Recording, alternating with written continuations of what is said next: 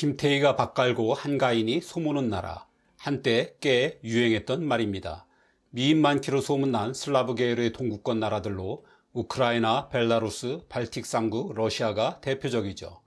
그런데 이 나라들의 공통점은 이 미인들이 결혼하기가 쉽지 않다는 것입니다. 남자가 태부족이기 때문입니다. 이러다가 일부 다처제를 도입해야 할지도 몰라라는 얘기가 농담인 듯 아닌 듯 여성계에서조차 나오는 게 요즘 러시아입니다. 도대체 러시아 남자들은 다 어디로 간 것일까요? 러시아의 인구는 대략 1억 4,500만 명입니다. 인구학에서 남녀 성비는 여성 100명을 기준으로 남성의 수를 계산하는데 러시아는 86대 100입니다. 즉 여성 100명당 남성이 86명밖에 안 된다는 얘기입니다. 인구 전체로 따지면 남자가 무려 1100만 명이나 적습니다. 전 세계 평균 성비가 101.7대 100으로 남성이 약간 많은 편이니 이것만 봐도 러시아의 성비가 얼마나 심각한 불균형인지 알 수 있습니다. 평화시 한 국가의 성비 불균형을 가져오는 건 대개 두 가지입니다. 급격한 이민과 남아선호 사상 등으로 인한 출생 성비의 쏠림 현상입니다. 전통적으로 여자가 많았던 스웨덴은 2015년 시리아 난민을 대거 수용하면서 갑자기 남초 국가로 바뀌었습니다. 난민이 대부분 남성이었던 거죠. 네팔은 아시아에서 드문 여초 국가입니다. 남자들이 일자리를 찾아 대거 해외로 나간 탓입니다. 하지만 러시아엔 이런 일이 없었습니다. 옛 위성 국가들에서 많은 남자가 일자리를 찾아 러시아에 온 적은 있어도 러시아 남자들이 빠져나간 적은 거의 없습니다. 그럼 러시아엔 여아 선호 사상이 있어서 딸을 많이 낳은 걸까요? 그럴 리가 없죠. 출생 기준으로 자연적인 성비는 105대 100 정도입니다. 여자 100명이 태어날 때 남자는 105명이 태어나는 것입니다. 남자의 기대 수명이 짧기에 세월이 지나면서 남녀 성비가 비슷해지거나 약간 여초가 되게 하려는 자연의 섭리죠. 러시아도 마찬가지입니다. 시기 불문하고 이 범주에서 벗어나 본 적이 없습니다. 그렇다면 러시아의 극심한 성비 불균형은 다른 사정이 있다는 얘기입니다. 사실 러시아는 꽤 오래전부터 여초 국가이긴 했습니다. 2차 대전 때 너무 많은 남자가 죽었기 때문입니다. 당시 소련의 인구는 약 1억 9천만 명이었습니다. 러시아의 최근 연구에 의하면 민간인을 합쳐 2차 대전 사망자가 최대 2,700만 명이나 됩니다. 무려 인구의 14%입니다. 사망자의 다수는 당연히 군인을 포함한 남자들이었습니다. 그런데 러시아에선 2차 대전을 겪은 세대가 거의 다 교체되었는데도 성비 불균형이 좀처럼 시정되지 않고 있습니다. 이와 관련해 러시아에선 30대가 되면 남자들이 사라지기 시작해 연금을 받기 시작하는 65세가 되면 절반도 남지 않는다고 말합니다. 실제로 러시아 남성들의 기대 수명은 점차 늘어나는 듯하다가 코로나를 겪으면서 64.7세로 주저앉았습니다. 한국 남성보단 무려 16년, 심지어 방글라데시보다도 7년이나 일찍 죽습니다. 세계 평균적으로 여성은 남성보다 5년 정도 오래 삽니다. 러시아에선 이 차이가 무려 11년 이상입니다. 정말 이례적인 현상이죠. 이것만 봐도 러시아 남자들의 수명이 얼마나 짧은지 분명하게 알 수 있습니다. 그런데 묘한 것은 김태희가 밥 갈고 한가인이 소무는 나라들이 하나같이 비슷합니다. 러시아만큼은 아니더라도 세계 평균을 훌쩍 뛰어넘을 정도로 남녀의 수명 차이가 크죠. 러시아를 압도적인 여초 국가로 만든 건 앞에서 본 것처럼 러시아의 남자들이 30세 무렵부터 일찌감치 죽어나가기 때문입니다. 이건 이 시기부터 러시아 남자들이 생명의 위협이 되는 상황에 급격히 노출된다는 뜻입니다. 그리고 그 원인의 첫 번째는 그 어떤 연구 결과를 가져오더라도 술입니다. 그 중에서도 단연 40도짜리의 독한 보드카죠. 러시아에서 흔히 하는 말 중에 영하 40도 이상은 추위도 아니고 알코올 40도 이하는 술도 아니다가 있습니다. 그만큼 러시아의 겨울은 혹독합니다. 이런 추위를 견디기 위해 독한 보드카로 몸을 따뜻하게 하는 게 러시아의 오랜 전통입니다. 그래서 러시아 남자들은 마늘 없이는 살아도 보드카 없이는 살 수 없다고 말하곤 합니다. 황제의 전유물이었던 보드카가 17세기 표트로 대제 때 일반 대중들에게까지 퍼진 후 지금까지 쭉 그래왔죠. 문제는 너무 마신다는 것입니다. 러시아인들은 1인당 연평균 18리터의 술을 마시는 세계 최고의 술꾼들입니다. 만만치 않은 술 부심을 가진 우리나라보다 2배 이상의 양이죠. 세계보건기구는 연간 8리터 이상의 술을 마시면 생명이 위험해질 수도 있다고 경고하고 있습니다. 1리터 초과할 때마다 남자는 11개월씩 수명이 단축된다는 것입니다. 이러니 러시아 남자들의 짧은 수명이 술과 관련되어 있을 것이란 점을 의심할 수밖에 없습니다. 영국 의학저널인 랜시스의 발표에 의하면 2014년 러시아 남성의 4분의 1은 과도한 음주로 55세 이전에 사망했다고 합니다. 또 음주로 인한 질병과 교통사고 등을 합치면 러시아에선 매년 술로 인한 사망자가 50만 명이나 됩니다. 세계보건기구에 따르면 러시아 남성의 3분의 1은 알코올 중독이 의심되며 청소년의 80%가 술을 마시는 것으로 드러났습니다. 푸틴 역시 이 문제의 심각성을 모르는 바가 아닙니다. 한 연설에서 푸틴은 러시아 정도라면 인구가 5억 명 정도는 되어야 한다며 국민 건강을 위해 주류 판매 제한과 함께 보드카의 국가 독점 사업화를 선언했습니다. 그리고 자신의 이름을 딴 푸틴카라는 보드카를 2002년부터 판매하기 시작했습니다. 이 보드카의 판매 수익이 어떻게 배분되는지는 아무도 모릅니다. 다만 푸틴과 그의 측근들이 보드카 판매 수익으로 이미 수억 달러를 챙겼다는 소문만 무성합니다. 흡연은 술과 함께 러시아 남자들의 수명을 줄이는 양대 원흉입니다. 지금은 그나마 조금 개선되었지만 2010년대만 해도 러시아는 담배를 세계에서 가장 많이 피우는 나라였습니다. 성인의 절반이 흡연자였는데 남자만 따지면 65%가 넘어설 정도였습니다.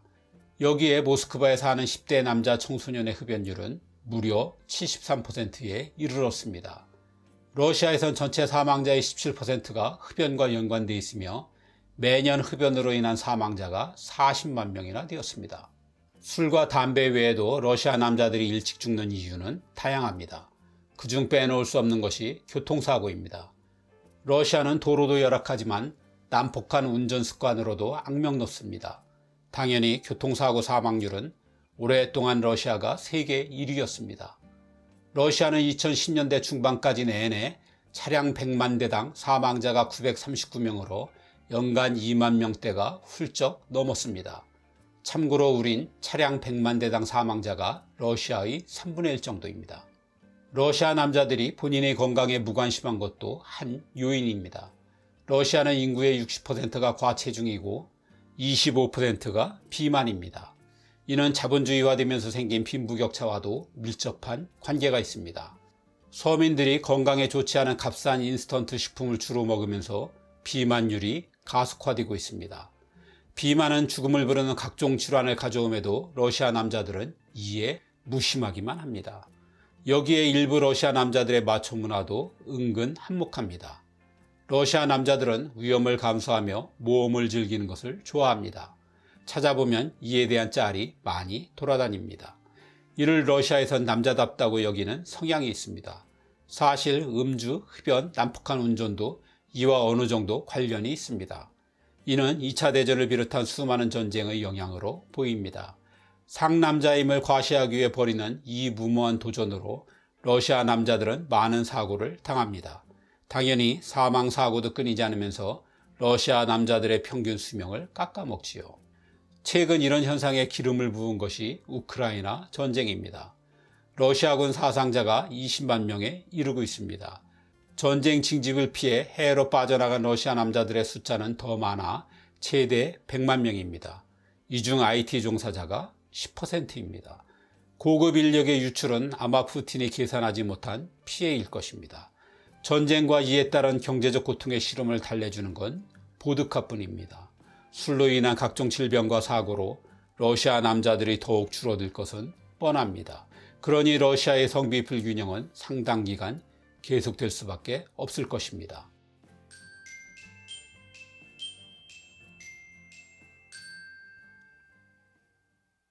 지난 2월 푸틴이 우크라이나를 침공했습니다.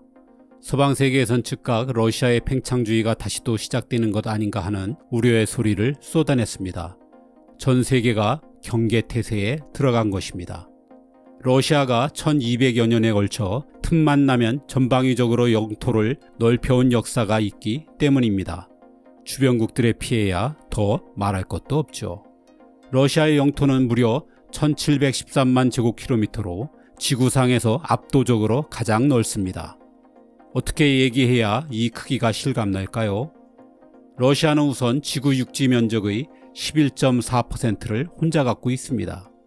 그 다음 순위권인 캐나다, 미국, 중국보다도 거의 2배 이상 크죠. 한반도에 비해선 78배의 크기고 남한에 비해선 무려 170배나 됩니다. 러시아의 끝에서 끝까지 직선거리는 8,000km로 서쪽의 모스크바에서 동쪽의 블라디보스톡까지 기차로 가면 밤낮을 달려도 일주일이 걸리죠. 비행기로 가면 모스크바에서 한국 오는 것보다 모스크바에서 블라디보스톡까지 가는 게 1시간이 더 많은 9시간이 걸립니다. 이마저도 1991년 소련 붕괴로 15개의 공화국이 독립국가로 쪼개져 나가면서 면적이 23%나 줄어든 결과입니다. 어떻게 러시아는 이처럼 거대한 영토를 가진 나라가 될 수 있었을까요? 거기에는 3가지의 동인이 있는데 그중 가장 강력한 것은 러시아의 숙명적인 지정학입니다. 다른 나라와 마찬가지로 러시아도 처음부터 대제국은 아니었습니다. 고만고만한 도시국가들이 난립해 그야말로 난세를 이루고 있었죠. 이들의 뿌리는 모두 우크라이나 수도인 키이우를 근거지로 하는 키예프 공국입니다. 이를 빌미로 푸틴이 지금 우크라이나와 러시아는 원래 같은 나라라며 침공을 정당화하고 있죠. 13세기부터는 그마저도 몽골의 지배를 받는 암흑기였습니다. 멸망한 키예프 공국을 대신해 몽골은 모스크바 공국에게 이 지역의 공물을 걷는 역할을 맡기죠. 러시아 전체를 다스리기 위한 꼭두각시가 그 출발점인 셈입니다. 하지만 모스크바 공국은 이 덕에 러시아의 최강자가 되죠.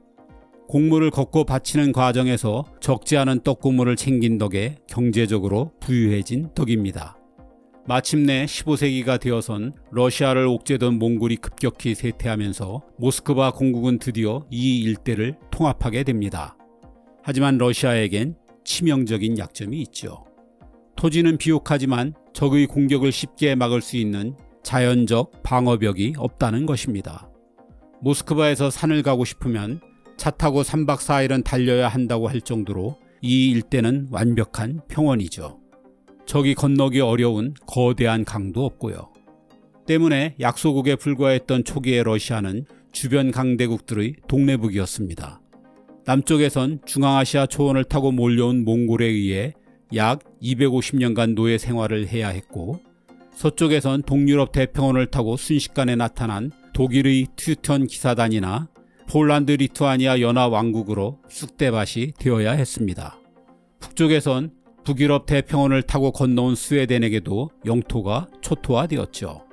19세기 이후 강성해진 시기에도 마찬가지여서 나폴레옹과 히틀러도 이 평원을 타고 모스크바까지 쉽게 진격할 수 있었습니다. 러시아로선 자연 방어벽을 마련하는 게 국가 전망을 다투는 문제가 될 수밖에 없었습니다.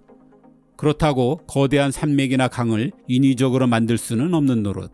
러시아는 어떻게 해결했을까요? 바로 영토 확장입니다. 어디까지? 자연 방어벽이 있는 곳까지입니다. 그래서 러시아가 주목한 게 서쪽으로는 카르파티아 산맥이고 남쪽으로는 카프카스 산맥입니다. 루마니아, 우크라이나, 폴란드, 슬로바키아, 체코의 갈고리 모양으로 걸쳐있는 카르파티아 산맥은 러시아가 가장 중요시하는 곳이죠. 이곳만 가질 수 있다면 서유럽의 강국들을 폴란드에서만 지키면 되니 방어선이 훨씬 짧아지게 됩니다. 그래서 러시아는 우크라이나와 폴란드를 그 어느 나라보다도 탐내왔습니다. 한때는 실제로 지배해 이곳에 국경을 둠으로써 러시아의 수건을 풀기도 했죠. 남쪽의 카프카스 산맥은 14세기부터 20세기 초까지 전 유럽을 벌벌 떨게 했던 오스만 투르크 제국을 막기 위해선 반드시 손에 넣어야 할 요충지였습니다. 잠재적인 적국 중 하나인 이란을 염두에 두지 않을 수도 없고요. 그래서 이 지역의 조지아, 아르메니아, 아제르바이잔 등 카프카스 3국까지 손을 뻗치게 된 것입니다. 러시아의 지정학에 대해선 분량이 워낙 많기 때문에 또 다른 영상에서 조금 더 자세하게 짚어보겠습니다. 러시아가 오랜 세월 팽창 일변도의 정책으로 밀고 나간 또 다른 이유로는 부동학 문제도 있습니다. 러시아를 유럽 열강의 반열에 올린 17, 18세기의 표트르 대제는 해군 없는 대국은 있을 수 없다는 걸 깨달았습니다. 신분을 숨긴 채 네덜란드에 가서 조선수를 직접 배울 정도로 열성이었죠. 그에 의해 러시아 함대가 처음 만들어졌지만 문제는 겨울만 되면 바다가 얼어붙어 무용지물이 된다는 것이었습니다. 이때부터 러시아는 1년 내내 얼지 않는 항구를 찾아 나섰습니다. 자연 방어벽 찾기와 마찬가지로 부동항이 나올 때까지 영토를 넓혀 나갔죠. 수백 년간 북대서양과 지중해, 태평양을 뒤진 끝에 3개의 부동항을 얻기는 했습니다. 발트해의 칼리닝그라드와 흑해 크림반도의 세바스토폴, 그리고 극동의 블라디보스톡이죠. 하지만 칼리닝그라드는 스웨덴에, 세바스토폴은 튀르키예에, 블라디보스톡은 일본에 쉽게 봉쇄될 수 있다는 치명적인 약점을 가지고 있습니다. 따라서 러시아의 부동항 찾기는 아직 끝나지 않았습니다. 1979년의 아프가니스탄 침공도 실상은 파키스탄을 통해 아라비아해로 통하는 완벽한 부동항을 얻기 위한 사전 작업이었다는 설이 설득력 있는 이유입니다. 러시아가 자연 방어벽과 부동항을 얻기 위해 서쪽과 남쪽에서 좌충 우돌했지만 동쪽의 시베리아를 얻지 못했다면 결코 이런 큰 나라를 만들진 못했을 겁니다. 지금도 러시아 전체의 영토에서 시베리아는 77%나 차지합니다. 러시아는 16세기 후반부터 우랄 산맥 너머의 시베리아로 눈을 돌렸습니다. 주변의 공국들을 모두 정복해 평원지대가 안정된 덕이죠. 그리고 100년도 안 돼 그 넓은 시베리아 땅을 모두 영토로 두게 되었습니다. 어떻게 이런 경이적인 정복 속도가 가능했을까요? 그건 무엇보다 경쟁 상대가 없었기 때문입니다. 서구 열강들은 이 춥기만 한 불모지에 아무도 관심을 두지 않았습니다. 시베리아에서도 몇몇 몽골 제국의 잔존 국가들 외엔 이렇다 할 토착 세력이 없었습니다. 여전히 칼과 활을 사용하는 이들이 총과 대포로 무장한 러시아의 적수가 될 수는 없었죠. 이 시기 시베리아의 토착 부족을 다 합쳐봐야 고작 30만 명 정도였습니다. 이들은 주로 수렵과 유목 생활을 했죠. 더구나 러시아인들이 가져온 천연두로 인구의 절반 가까이가 시름시름 앓다 죽었습니다. 마치 중남미에 간 스페인의 정복자들을 연상시키죠. 상황이 이랬으니 러시아는 사실상 시베리아를 거저 주운 것이나 다름없었습니다. 정복 속도가 이처럼 빨랐던 건 모피 덕이기도 합니다. 당시 시베리아산 모피는 유럽과 오스만 투르크 제국의 귀족 여인이라면 한 개쯤은 가져야 할 명품 중에 명품이었습니다. 담비나 여우털로 만든 모피가 얼마나 비쌌던지 한때 모피 무역은 국가 수익의 30%를 차지했습니다. 그래서 모피는 털이 달린 황금이라고 불렸죠. 얼마나 많이 잡아댔던지 담비, 여우, 수달, 밍크 등은 금방 씨가 말랐습니다. 그러면 러시아인들은 곧바로 시베리아의 더 동쪽으로 이동했습니다.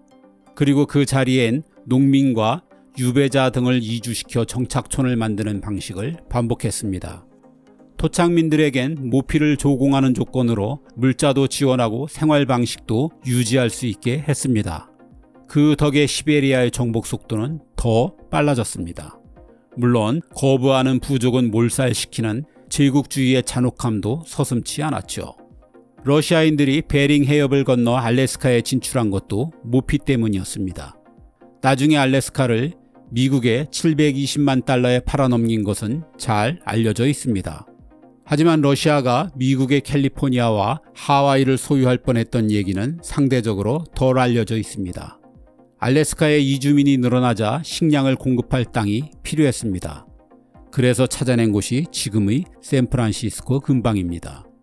러시아는 여의도의 약 7배 되는 면적의 농사도 짓고 군사 요새도 운영했습니다. 나중에 재정 악화로 멕시코 사업가에게 3만 달러에 팔아넘겼죠. 이 와중에 러시아는 하와이에도 진출해 역시 군사 요새를 두었습니다. 하지만 실익이 적다는 본국의 판단에 따라 금방 철수하고 말았습니다. 오랫동안 서구 세계에선 러시아가 시베리아 같은 쓸모없는 땅만 잔뜩 갖고 있다고 조롱했습니다. 하지만 시베리아는 러시아에게 자연 방어벽과 함께 모피라는 막대한 수익도 안겨주었습니다. 그리고 오늘날에는 석유와 천연가스로 러시아의 경제를 떠받치고 있으니 시베리아는 러시아의 엘도라도인 셈입니다.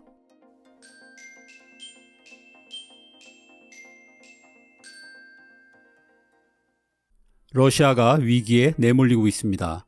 우크라이나 전쟁 상황이 러시아의 기대와는 전혀 다른 방향으로 흐르고 있기 때문입니다. 이는 단지 푸틴의 실패가 아닙니다. 러시아가 수백 년간 공들여온 지정학의 또 다른 실패죠. 때문에 만약 러시아가 우크라이나 전쟁에서 진다면 러시아 연방이 다시 또 해체되는 역사를 우리가 보게 될지도 모르겠습니다. 무엇보다 이 점을 두려워하는 푸틴이 과연 러시아 연방을 지킬 수 있을까요? 사실 러시아의 우크라이나 침공은 이미 일찌감치 예견된 일입니다. 첫 징조는 체첸입니다. 체첸은 험준한 카카스 산맥에 위치한 인구 150만 명의 작은 공화국입니다. 물론 러시아 연방의 일원이죠. 체첸의 독립을 막기 위해 러시아는 1994년부터 2009년까지 정말 집요하게 전쟁을 벌였습니다. 끈질기게 저항하자 러시아는 체첸의 수도인 그로즈니를 아예 콩가루로 만들어버렸습니다. 인구의 3분의 1인 50만 명 이상이 사망했죠. 러시아군 역시 3만 명 가까이가 전사했고요. 체첸의 독립을 막기 위해 러시아는 막대한 피해를 기꺼이 감수했습니다. 두 번째 징조는 조지아입니다. 카카스 산맥 너머의 옛 소련 영토죠. 조지아는 2008년 4월 나토 가입을 선언했습니다. 그러자 같은 해 8월 러시아는 바로 조지아로 쳐들어갔습니다. 아이 손목 비틀듯 불과 3일 만에 항복을 받아냈죠. 조지아와 함께 같은 날 나토 가입을 선언한 또 다른 나라가 있습니다. 그게 바로 우크라이나입니다. 조지아와 함께 일찌감치 손을 보고 싶었지만 우크라이나는 체급이 달랐기 때문에 준비 기간이 좀 더 필요했죠. 사실 러시아는 2014년에 우크라이나의 영토였던 크림반도를 전격 합병하면서 좀 더 직접적인 경고장을 날린 바가 있었습니다. 그래도 우크라이나가 나토 가입을 고집하자 드디어 준비를 마친 푸틴이 칼을 뽑아든 게 우크라이나 전쟁이죠. 그럼 체첸과 조지아, 우크라이나는 어떤 공통점이 있길래 러시아가 전쟁까지 불사하는 걸까요? 바로 지정학입니다. 러시아가 수백 년간 병적으로 집착해온 게 두 가지가 있는데 하나는 자연장벽이고 또 하나는 완충지대입니다. 영토의 일부인 체첸은 물론 조지아와 우크라이나는 러시아 입장에선 자연방벽과 완충지대를 동시에 가진 나라들입니다. 러시아의 핵심 안보 전략은 아주 오래전부터 초지일관, 수도인 모스크바에서 국경선을 최대한 멀리 두는 것입니다. 모스크바 일대는 땅은 비옥하지만 적의 침입을 마땅히 막을 만한 곳이 없는 완벽한 평원지대라는 치명적인 약점을 갖고 있습니다. 그래서 러시아는 수백 년에 걸쳐 자연장벽이 나올 때까지 영토 면적을 넓혀나갔습니다. 이에 관해선 러시아가 엄청나게 큰 땅을 갖게 된 이유라는 영상을 먼저 보시면 좋겠습니다. 러시아는 천신만고 끝에 북으로는 북극해, 동으로는 시베리아, 남으로는 카카스 산맥, 서로는 카르파티아 산맥이라는 이상적인 국경선을 소련 공산주의 시절에 가질 수 있었습니다. 가장 위험한 서남쪽으로는 발트해에서 카스피해에 이르는 거대한 방어선을 드디어 완성시킨 것이죠. 피해국들은 억울하겠지만 이를 방어적인 팽창주의라고도 부릅니다. 그런데 러시아는 이걸로도 불안해했습니다. 무엇보다 걱정인 건 역시 전통의 강국들이 많은 서쪽이죠. 나폴레옹이나 히틀러 같은 인물이 언제 또 나올지 알 수 없으니 말입니다. 그래서 인공장벽인 카르파티아 산맥으로 만족하지 못하고 그 앞에 방패를 여러 개 더 세웠습니다. 불가리아, 루마니아, 헝가리, 체코슬로바키아, 폴란드, 동독 등을 위성국가화 한 것이죠. 러시아로선 2중 3중의 안전장치를 한 셈입니다. 만약 적이 위성국가를 뚫더라도 모스크바까지 가려면 어마어마하게 긴 보급로를 두어야 합니다. 여기에 혹독한 겨울이라도 만나면 정말 최악이죠. 나폴레옹과 히틀러도 이것 때문에 실패했죠. 이걸 똑똑히 기억하는 러시아는 이 국경선과 완충지대를 두는데 강박증을 갖고 있습니다. 남쪽 역시 언제 다시 또 칭기스칸 같은 인물이 중앙아시아 초원을 건너와 침공할지 모르니 안심할 수 없죠. 그래서 카자흐스탄, 우즈베키스탄, 투르크메니스탄 등을 완충지대로 두었습니다. 또 오스만 투르크 제국이나 이란이 부활할지도 알 수 없으니 카카스 산맥을 자연장벽으로 삼은 다음 조지아, 아르메니아, 아제르바이잔을 완충지대로 한 겹 더 방어선을 둘렀죠. 그런데 1991년 소련이 해체되면서 33년마다 전쟁을 치르며 공들여 쌓은 탑이 한꺼번에 무너졌습니다. 동유럽의 위성 국가들이 모조리 독립하는 바람에 자연장벽과 완충지대가 다 사라져 버린 것입니다. 남쪽의 중앙아시아와 카카스 산맥은 간신히 무력과 외교로 무마했지만 문제는 역시 서쪽이죠. 더구나 완충지대 역할을 하던 나라들이 이젠 나토 가입국이 되어 오히려 자신을 겨누게 되었으니 러시아로선 이게 늘 불안불안하죠. 마치 앞문을 활짝 열어놓은 상태, 이게 푸틴이 느끼는 지금의 러시아입니다. 진작에 앞문을 걸어닫고 싶었지만 그간 경제적으로도 군사적으로도 정치적으로도 여유가 없었죠. 그러다가 푸틴이 장기 집권을 하면서 나름 확고한 국민적 지지를 얻었고 에너지 가격의 상승으로 부를 축적하면서 부랴부랴 문 닫기에 나선 게 지금의 우크라이나 사태입니다. 그럼 왜 하필 우크라이나일까요? 표면적인 이유는 우크라이나의 나토 가입 희망입니다. 사실 우크라이나가 나토에 가입한다는 건 러시아로선 정말 상상만 해도 끔찍한 일입니다. 우크라이나 동부의 하르키우 같은 곳에 중거리 탄도미사일을 배치하면 모스크바가 사정권에 들어가게 됩니다. 그리고 러시아 최대의 공업지대인 우랄산맥 부근의 도시들까지 미국 레이더의 감시가 뻗치게 되죠. 게다가 볼가 강가의 유서 깊은 도시인 볼고그라드까지는 전차로 겨우 반나절입니다. 우크라이나에서 볼고그라드까지 아무 장애물도 없으니 여차하면 반나절 만에 러시아의 중요 도시가 함락될 수도 있다는 뜻입니다. 이런 직접적인 이유도 있겠지만 보다 심층적인 이유는 역시 지정학입니다. 그 어떤 나라보다 러시아에겐 우크라이나를 얻었을 때의 지정학적 유리함이 가장 큽니다. 이는 우크라이나의 국경선을 보면 좀 더 잘 이해할 수 있습니다. 일찌감치 우크라이나의 중요성을 깨달은 러시아는 레닌과 스탈린 시절에 우크라이나에게 파격적인 퍼주기를 해주었습니다. 우선 러시아 영토였던 돈바스 지역과 크림반도를 우크라이나에게 떼어주었습니다. 러시아가 일찌감치 크림반도를 병합하고 지금 전쟁에서 돈바스의 영유권을 주장하는 게 바로 이런 이유에서죠. 그런데 이보다 우크라이나에 더 중요한 지역이 있습니다. 바로 지도의 이 지역입니다. 보통 국경선은 산맥이나 큰 강을 따라 그어지게 됩니다. 그런데 이 지도를 보면 러시아가 그 어느 곳보다 애지중지하는 카르파티아 산맥 살짝 너머에까지 우크라이나 국경선이 있습니다. 이곳 역시 한 번도 우크라이나 땅인 적이 없었습니다. 역사적으로 같은 뿌리인 우크라이나를 철석같이 믿었기에 소련의 스탈린이 이 땅을 점령해 우크라이나에게 준 것입니다. 이 땅은 러시아에게 요충지 중 요충지이고 동유럽에게는 목에 걸린 가시 같은 곳입니다. 이 땅을 통해 러시아는 여차하면 판노니아 대평원을 통해 헝가리, 루마니아, 세르비아, 오스트리아, 체코 등을 순식간에 덮칠 수 있습니다. 이와 비슷한 지역이 또 한 군데 있습니다. 우크라이나의 남서쪽과 흑해가 만나는 바로 이 지역입니다. 도나우강 하구에 있는 도나우 대평원의 일부죠. 앞의 판노니아처럼 러시아가 선물한 땅입니다. 이곳을 가지면 러시아로선 카르파티아 산맥을 우회해서 들어오는 적을 쉽게 막을 수 있습니다. 반대로 평원을 거침없이 내달려 루마니아, 불가리아, 튀르키예로 남하할 수도 있습니다. 이처럼 러시아는 우크라이나의 땅을 떼어줄 만큼 엄청나게 정성을 들여왔습니다. 때문에 나토에 가입하려는 우크라이나에 느끼는 푸틴의 배신감은 이루 말할 수 없을 정도입니다. 그래서 이 기회에 지정학 문제도 해결하고 본때도 보이기 위해 우크라이나를 침공한 것이죠. 반면 오랜 세월 러시아의 간섭에 진절머리가 난 우크라이나는 의회의 선전으로 러시아를 곤경에 빠뜨렸습니다. 여기에 러시아의 딜레마가 있습니다. 다시 말하지만 러시아의 일관된 핵심 안보 전략은 온통 평지에 있는 모스크바를 국경선에서 최대한 멀리 두는 것입니다. 그래서 팽창을 거듭 지금 세계에서 압도적으로 가장 큰 나라가 되었습니다.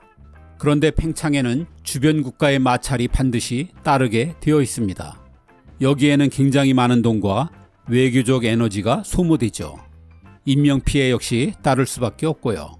팽창뿐 아니라 이 큰 땅을 유지하는 것 자체도 어마어마한 비용이 듭니다.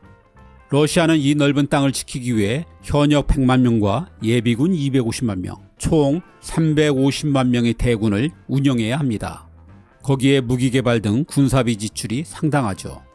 1991년의 러시아 연방 해체도 천문학적인 군비 지출이 큰 요인 중 하나였습니다. 러시아에 대한 경제 제재 강화는 앞으로 정해진 수순입니다. 러시아의 거의 유일한 돈줄이나 다름없는 에너지 가격은 미국이 언제든 인위적으로 떨어뜨릴 수 있습니다. 러시아의 경제 위기가 눈앞에 있다는 얘기입니다. 여기에 우크라이나 전쟁에서 패한다면 이젠 지정학이 아니라 러시아 연방의 2차 해체를 걱정해야 할 처지가 될 것입니다. 특히 체첸을 비롯해 그간 독립을 원하던 러시아 남부의 여러 공화국이 떨어져 나간다면 이젠 앞문뿐 아니라 뒷문까지 걱정해야 할 판입니다. 이렇듯 러시아는 안보를 위해선 영토를 팽창시켜야 하고, 팽창된 영토는 안보와 경제의 불안을 가져오는 마치 시지프스 같은 숙명을 갖고 있습니다. 그래서 일각에선 러시아의 지리를 저주받은 지정학이라고 하기도 합니다. 그러니 누구보다 이를 잘 알고 있는 푸틴이 우크라이나에서 그냥 물러날 리가 없습니다. 우크라이나에서 어떤 일이 더 벌어질지 참 조마조마합니다.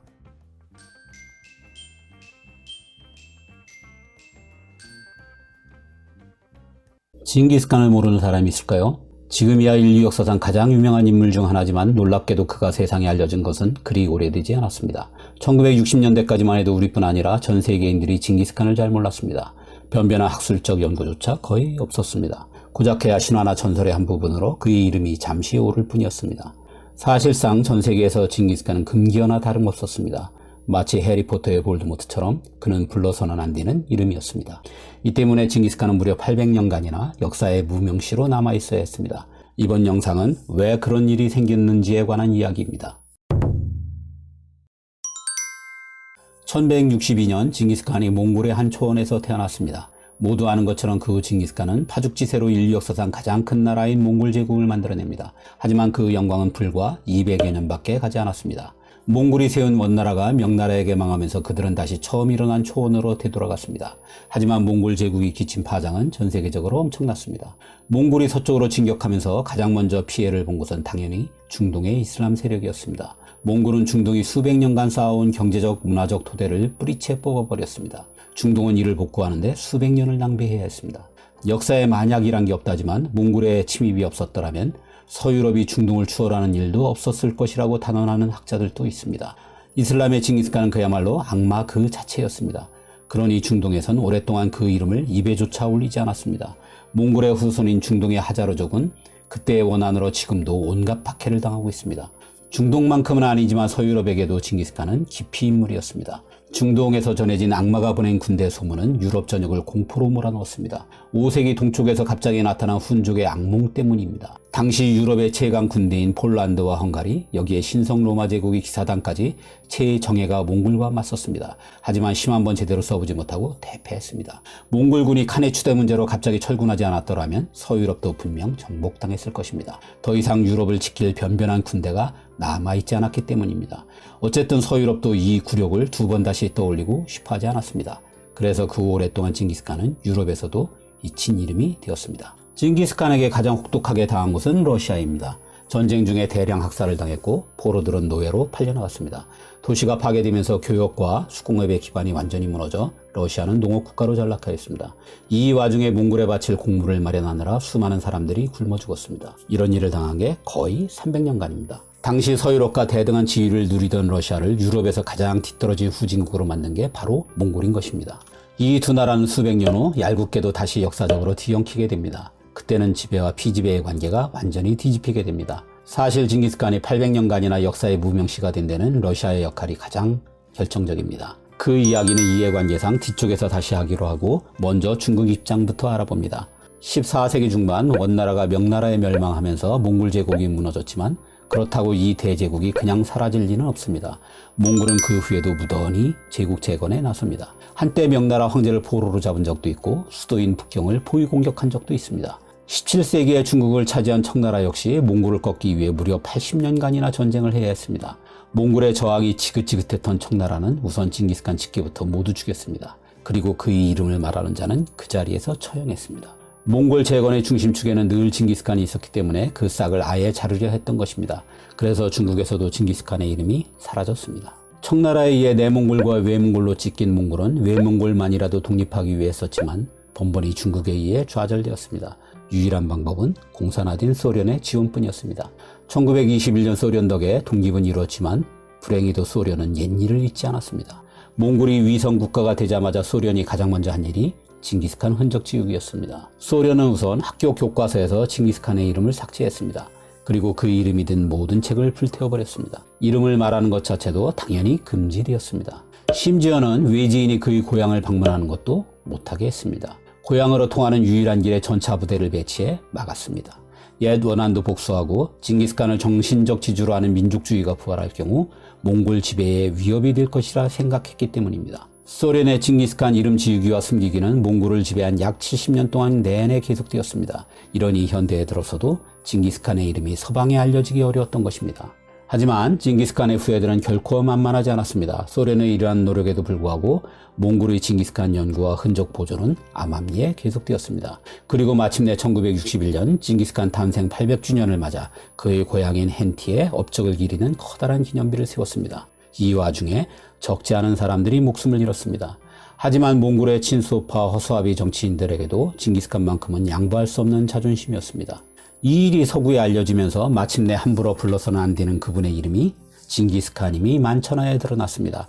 역사의 무명시였던 이 불세출의 영웅이 자신의 이름을 되찾은 것이지요. 그리고 이후 팍스 몽골리카의 현대판인 팍스 아메리카를 꿈꾸는 미국의 주도로 전 세계에 징기스칸 열풍이 불기 시작했습니다. 숨기기에 그 이름은 너무 컸던 것입니다.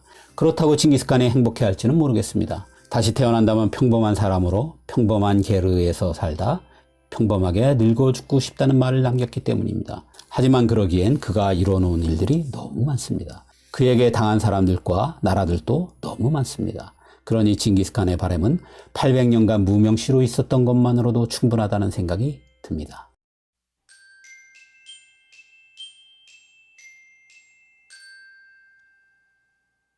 우크라이나와 러시아의 전쟁이 이제 2년 되었습니다. 이 전쟁을 지켜보면서 내내 드는 한 가지 의문이 있습니다. 우크라이나는 왜 피할 수도 있는 전쟁에 뛰어들었는가입니다. 그것도 러시아 같은 군사대국과 말입니다. 이 질문 속엔 이 전쟁의 동기는 물론 현재 처한 우크라이나와 러시아의 고민이 함께 담겨 있습니다.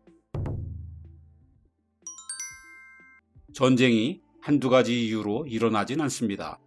하지만 우크라이나 전쟁 발발엔 모두가 동의하는 한 가지가 있습니다. 바로 나토의 확장입니다.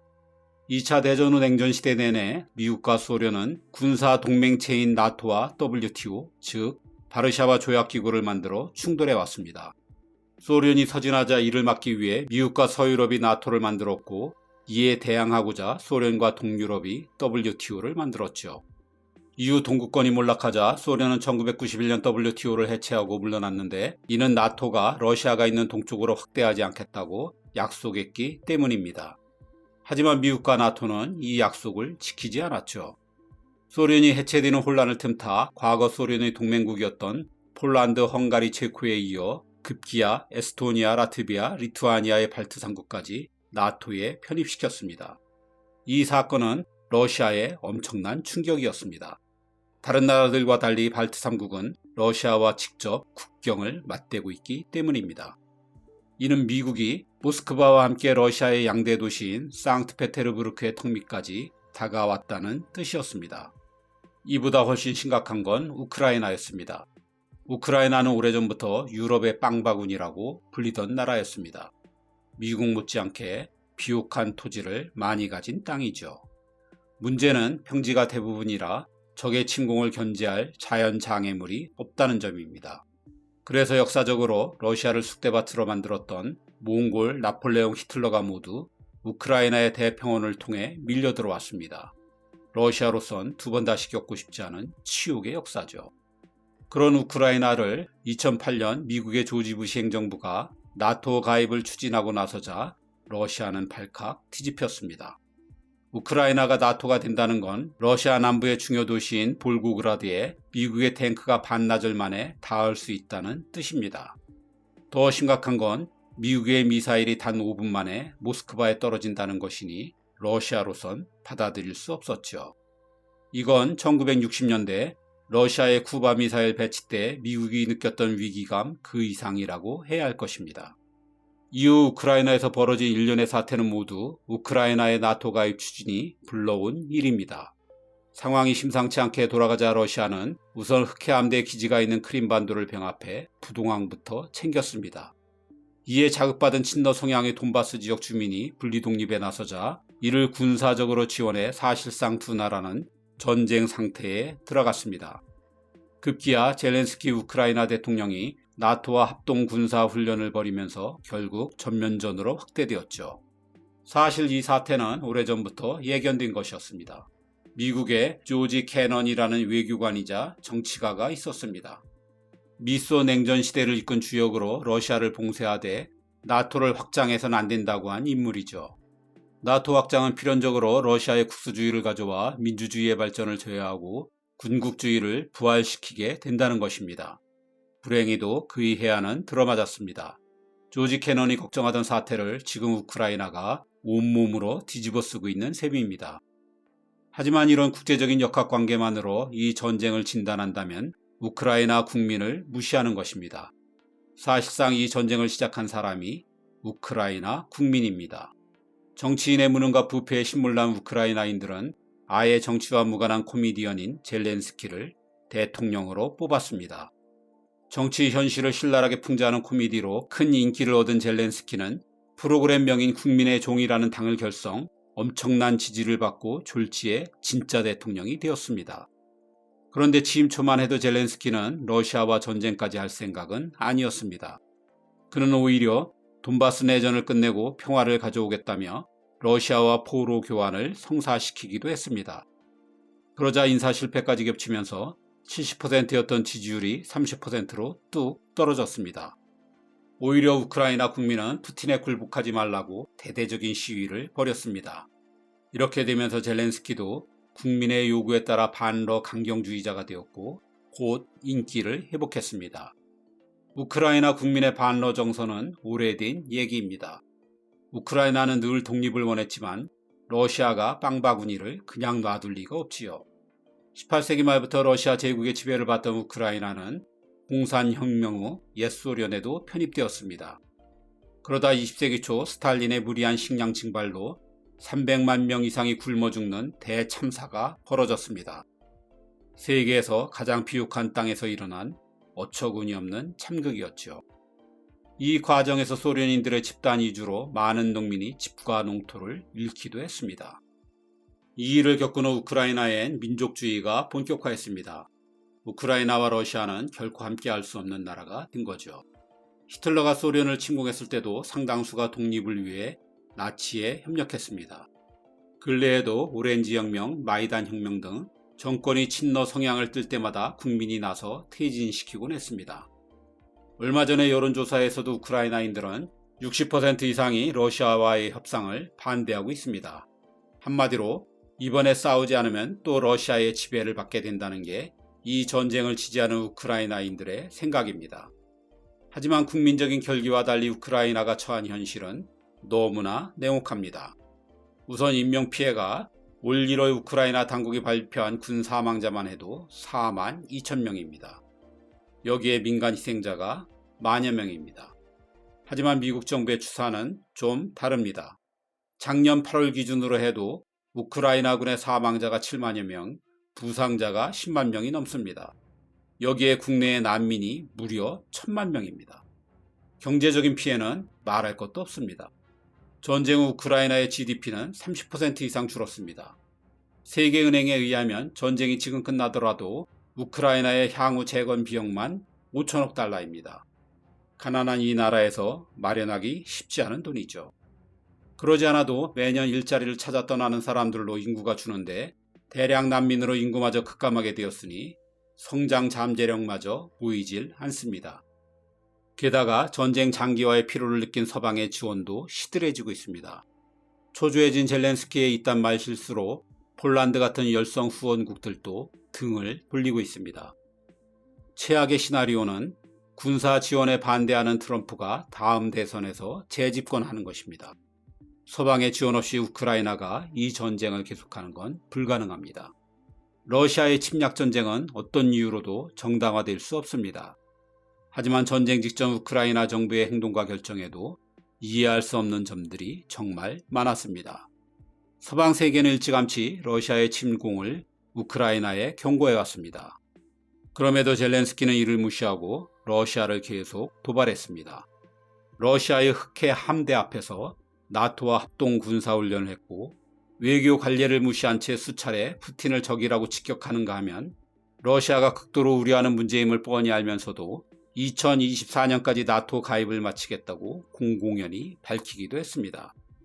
미국과 나토가 파병은 없다고 누차 확언했음에도 이런 도발은 마치 자살과 같은 것이었습니다. 프랑스와 독일 같은 나토 중심국들은 이미 이런 점을 우려해 우크라이나의 가입을 꺼려왔습니다.